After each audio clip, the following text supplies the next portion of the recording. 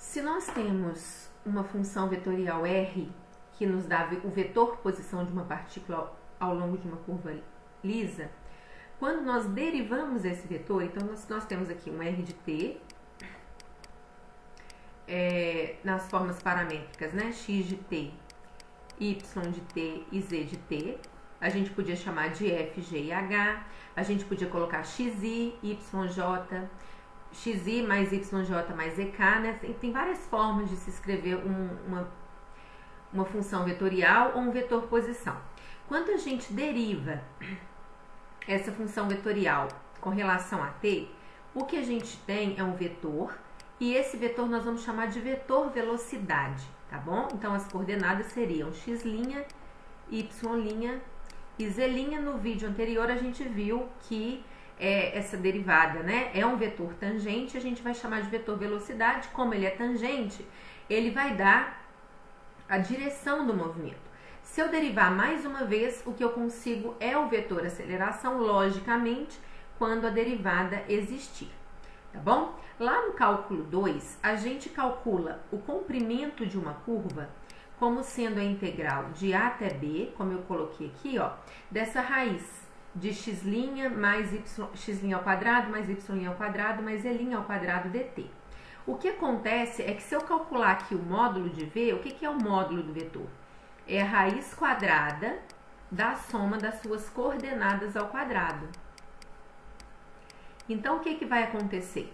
O comprimento da curva, ele pode ser calculado, quando t varia de a até b, ele pode ser calculado pela fórmula, né, de comprimento, ele vai ser calculado pelo módulo do vetor tangente, porque nós vimos então, né, que essa fórmula, essa raiz aqui, é exatamente o módulo de v. Então, dada um vetor posição, se eu quiser o comprimento, o traçado, né, o tamanho do traçado da curva de a até b, eu faço a integral de a até b do módulo de v dt. O que a gente tem que tomar o cuidado é que quando eu vario de a até b, eu só posso passar uma vez pela curva. Nós já vimos casos de funções, né, que lá quando a gente estava estudando coordenadas polares, se o θ variasse, por exemplo, de 0 a 2π, a gente dava 2 voltas na curva. Então, a gente tem que tomar o cuidado de eu estar calculando o comprimento de uma curva, e na parametrização, a variação de a até b só anda uma vez na curva, senão eu vou estar calculando comprimento a mais. Como exemplo aqui, eu coloquei calcular o comprimento da curva, que é a nossa hélice, né?